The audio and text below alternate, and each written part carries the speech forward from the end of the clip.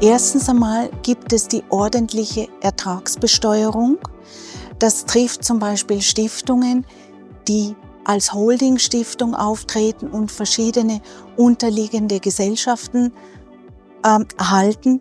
Die werden in der Regel ordentlich besteuert, und zwar unterliegen sie dann einem Steuersatz von 12,5% des steuerlichen Reinertrages.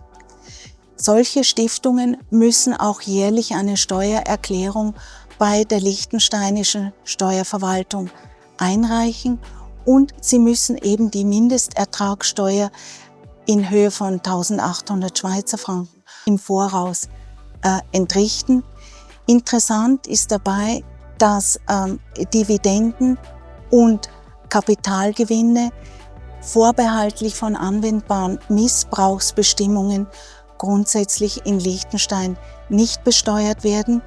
Aber bei Zinseinkünften, die werden besteuert dazu im Gegensatz, die unterliegen eben der Steuer, aber es wird ein sogenannter Eigenkapitalzinsabzug in Geltung gebracht, und das kann durchaus interessant sein bei einer hohen Eigenmittelfinanzierung.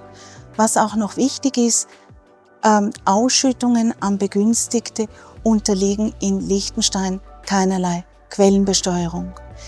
Die andere Möglichkeit, eine Stiftung zu besteuern, ist die sogenannte Privatvermögensstruktur.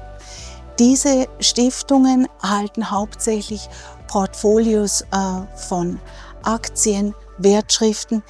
Jene Stiftungen können auf Antrag eben den Status einer Privatvermögensstruktur zuerkannt werden und zahlen dann die Mindestertragssteuer von 1.800 Schweizer Franken jährlich. Aber es gibt hier eine Beschränkung hinsichtlich der wirtschaftlichen Tätigkeit solcher Privatvermögensstrukturen. Auch können solche Privatvermögensstrukturen kein Doppelbesteuerungsabkommen in Anspruch nehmen.